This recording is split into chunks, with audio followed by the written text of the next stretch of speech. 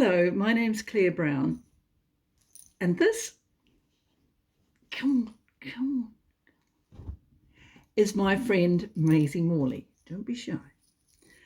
I've written a series of books about Maisey and her friends, the first of which has been published by Nightingale Books in the UK and illustrated by my sister Anne Jewett, and is called Maisey Morley's First Christmas. We're going to read a few chapters of that now. Well, at least I am going to read a few chapters of that now because Maisey can't read, and she tends to get a little bit excited about her memories and tends to interrupt, don't you, Maisey? So you just keep quiet. Okay, here we go. Maisey Morley's First Christmas. The place was Santa's workshop. The day was Christmas Eve, and Santa and his reindeer team were nearly set to leave. But just as Santa went to say goodbye to all his elves, he heard a little jingling sound coming from the shelves. I know, it was you, wasn't it? I know, I wrote it. Maisey Morley, hurry up, he told the polar bear. You're going to your brand new home and you will love it there. I think you'd suit Ben Turner, a lovely little boy. You'd be very fortunate to be his Christmas toy.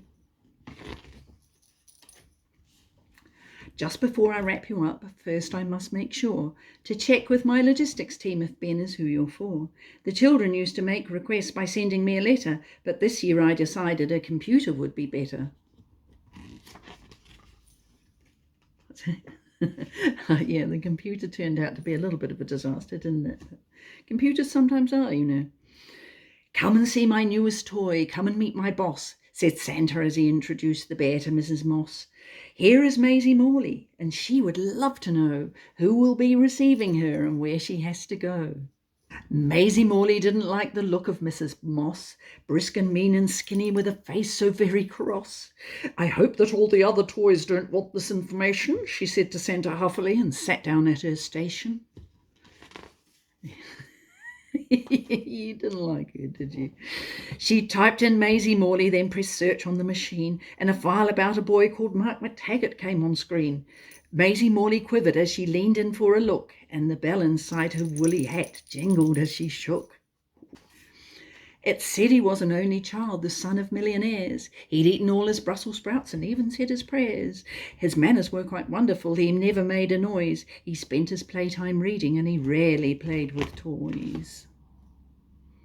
Maisey Morley gasped when displayed upon the screen was the biggest range of teddies that her eyes had ever seen. There must have been 100, and they all looked very new. They looked bored, lost and lonely, with nothing much to do. Santa said to Mrs. Moss, "Excuse me, Mum, but surely Ben Turner would be such a better match for Maisey Morley. I know his toys get shabby, but he loves them just the same." Then Santa took the keyboard and he typed Ben Turner's name. It said that on the Saturday he'd failed to eat his dinner, then cheated at Monopoly, yet claimed to be the winner. He forgot to do his homework, he shouted at his brother, he broke a brand new teacup, and he never told his mother. Santa said, "I've seen enough," and packed up his PC. Then he wrapped it up in paper and he had a cup of tea. He wrapped up Maisey Morley and he put her in his sleigh right next to his computer. Then he went along his way. I know, that's you, that's you. Do you know, Maisey Morley, I think you're probably right. We should probably stop there, otherwise you're going to know where Maisey Morley ends up. Here's a picture of Maisey with Santa in his sleigh. That was exciting, wasn't it? I know, but we'll stop there so that you don't know what happens in the end, because to do that you'll have to buy the book. Bye-bye. What's that, Maisey? Do you want to press the button? You want to do it? Can you do it? Do it. Go on.